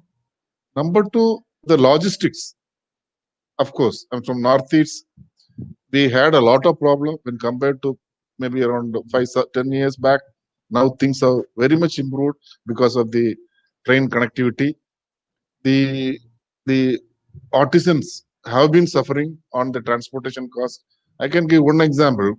The incense sticks which we are in Northeast is making, if it wants to reach Chennai or Bangalore, per kilo transportation cost is 8 to 10 rupees. Whereas from Ho Chi Minh City to Vietnam to Chennai, it costs only 2 rupees because it is coming by ship. But because of the trains, things have improved and we hope it will improve. Because the transportation infrastructure cannot be changed overnight. When compared to 10, 15 years back, things have improved a lot. But still, it is a bottleneck. I mean, that is agreed. Okay. Lecture, sir? Regarding the transportation of bamboo from northeast to other part of the country, I have checked with 2-3 bamboo transporter. They says that onus lies on the state government.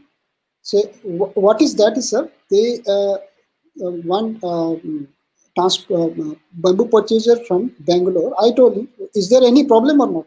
He says, so far there is no problem. Transporting bamboo from, he generally take it from Guwahati and borderland area. There is GST system is there. There they have eBay, that Parchi that will be there. So through eBay will be there. So through that, if you show in the check post, there is a no problem. Only problem is that he says the one suggestion is that if the state government, every state government can stick bill on those forest check post or police check post that bamboo is now a grass, is no more timber. Then actually the message from top is not filtered down to the actual frontline staff in most of the cases. So that is one of the suggestion. And number two is that I have already mentioned that national TP system. They have already started piloting in Telangana and Madhya Pradesh. I think by November they will do it throughout India. I think it will ease the most of the problem of this type of transportation of any timber or bamboo in the India. So let's hope. So let's see in the November. Yes, I think that should really take care of this particular issue. But somehow or the other, this issue continues to persist, and I hear it from so many other people as well. But let's hope, Mr. Lepcha, that by December we see a change in this whole transportation and logistics regime. There's a question for Mr. Jena. What is the status of Bamboo Industrial Park that was planned in Tripura? So the industrial park was one of the first of its kind, was created in Tripura around 300-acre area. And we have the biggest industrial unit which is creating the bamboo boards and plywoods. Then a couple of industries which are there, which are making the incense sticks.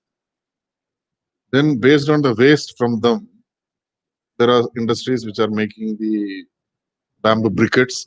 which are normally now used in the tea industries instead of the coal. They are using the waste.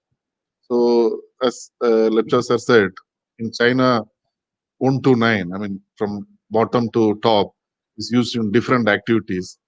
That has started in this industrial park of Tripura. Some more investments have to come because government will not be able to put money on manufacturing units. Private people have to join more on this. Still, there are areas available. Basically, a dedicated park for bamboo purpose. It's as a 132 kV substation, gas connection, internal roads, electricity, everything is available. And if any investor is available in this online seminar, they are happy to come, and we will welcome them. Oh, that's very nice. Thank you, Mr. Jaina.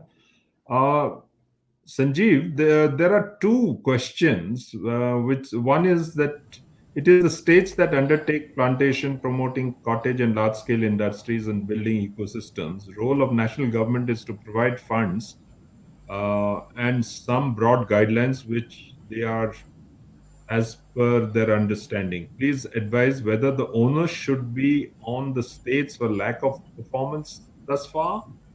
Would you agree with that?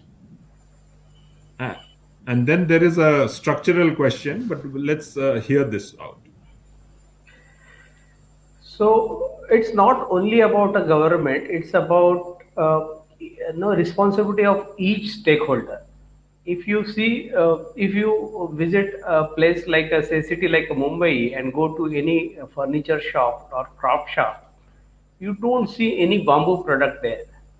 So it's about creating a culture where in a day-to-day life people will start using bamboo product. Many people talk about bamboo and say bamboo is one of the most sustainable raw material, most eco-friendly raw material on earth. But if you ask them which bamboo product you use in your house, the answer may be he may say no. So it's time that everybody should play a role. Every drop in the ocean count. Let's take a responsibility. It's not put responsibility only on state government or central government. It's time that government started its job also. Government of Maharashtra is also doing very proactive role, playing proactive role and doing great job in bamboo. And many states are also now coming on the same path. So it's time that we should start playing role. Everybody, every stakeholder should play some role in this. Okay, there is one interesting question from Dr. Reena Joshi of Uttarakhand. Apart from the ringled species, which species of bamboo can grow well in the hilly areas of Uttarakhand, just like in northeast bamboo species? From Dr. Reena Joshi, Uttarakhand. I think STS Lepchaji, will you be able to handle this one?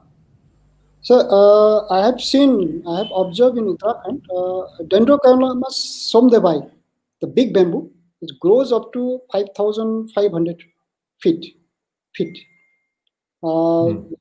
If she is from Garhwal area, she can see around Riknikhal area. Just crossing Lansdowne town. And I have seen that species growing just below Yamunotri, that I forgot the name of that valley, just below Josimat in that area. So it goes up to that interior. So it's a very hardy altitude wise, and Josimat is snowfall area. And we have introduced Moso also. It is growing well up to 6,000 feet in Uttarakhand. Okay. These are the two species. One is natural, other is exotic. Okay. There is one more question which you can take also. I'm having, somebody says they have a rain-fed land He wants to know cultivating bamboo in rain-fed land in our district, average rainfall is about 800 mm.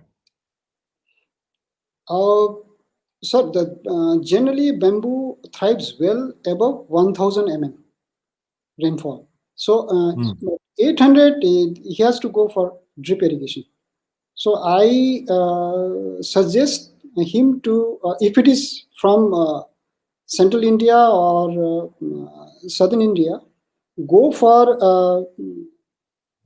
if it is near Western Ghat, go for Stocksai or Balkua, then Tulda, Newtons. So these are few species. Don't grow for very heavy crown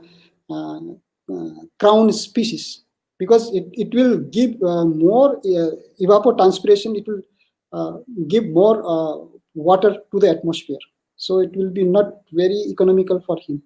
So he should choose a species very wisely, or he can call me afterwards also, no problems. If he gives the right area, so I can pin down which species he or she can go to plant. Okay. Jamir Saab, there is a question, other than what exists in government policies and keeping in mind the diverse state regulations, be it on transportation, tariffs, or other taxes, what would be specific policy recommendation to government of India with regard to bamboo development in NER? That's a big question. Yeah, it's a very big question. That's a big question.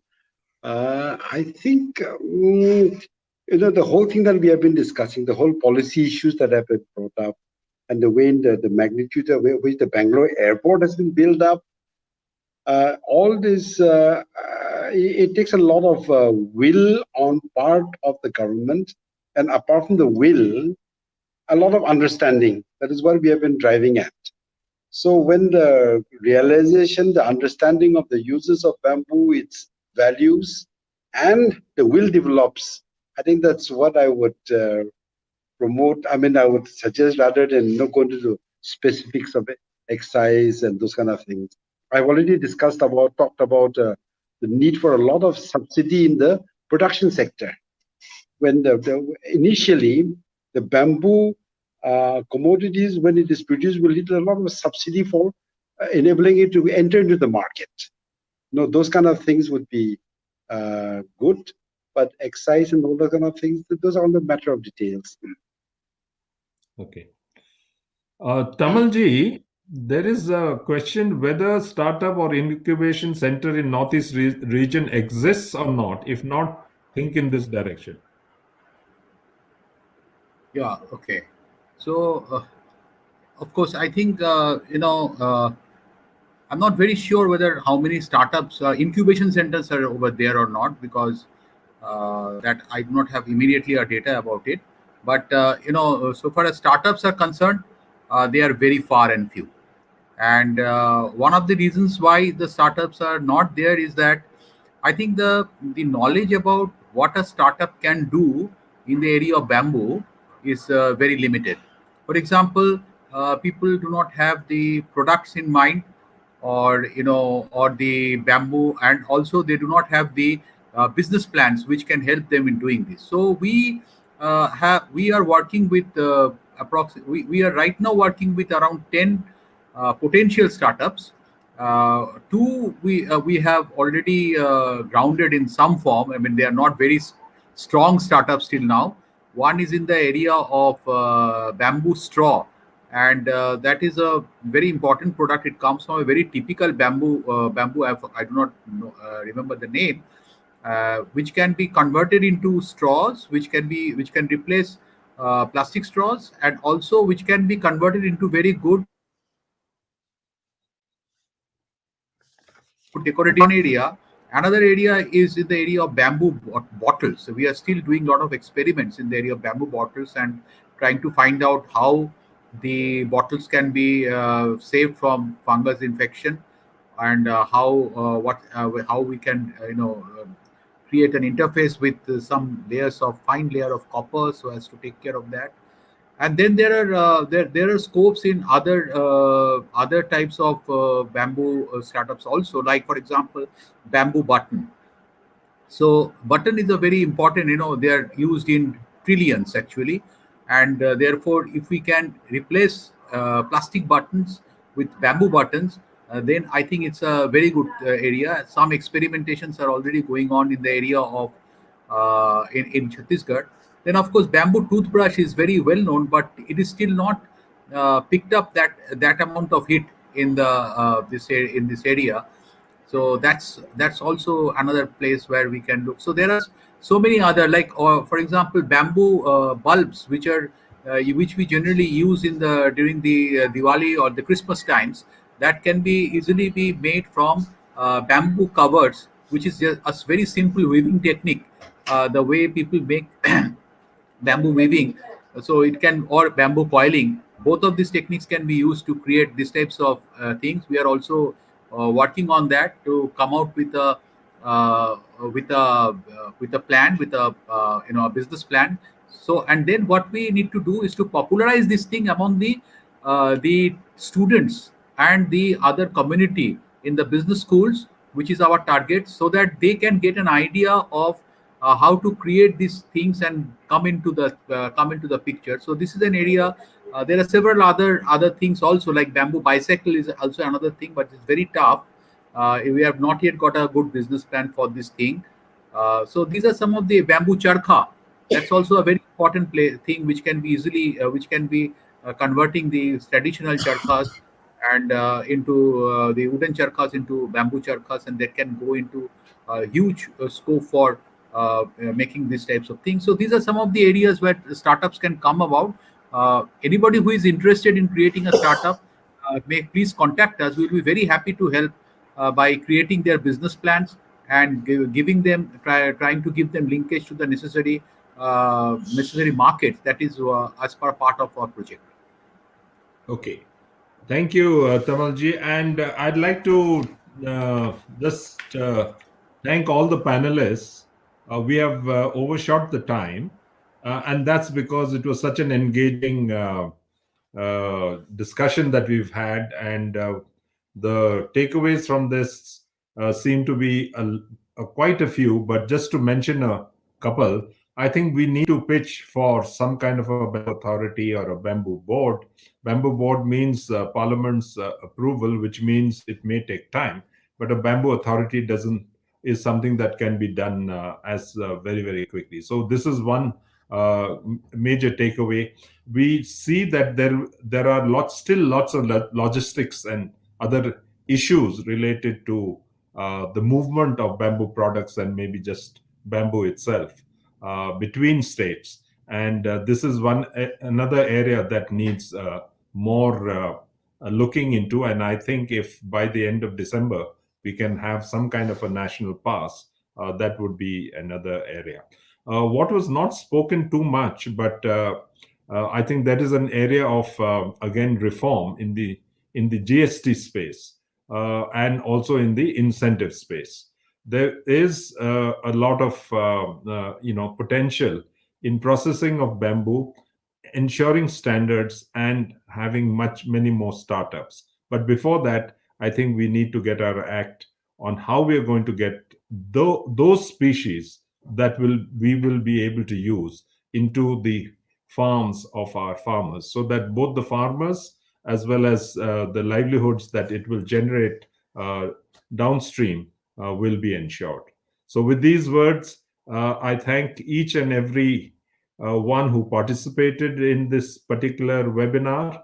I'm sure we'll be able to further see the recording later. I'd like to thank all our panelists, Mr. Jamir, Mr. Jenner, STS lecturer, Sanjeev Karpe, and Dr. Tamal Sarkar for a very, very engaging evening. Thank you very much and good evening. Thank you. Thank you, sir. Thank you, sir. Thank you.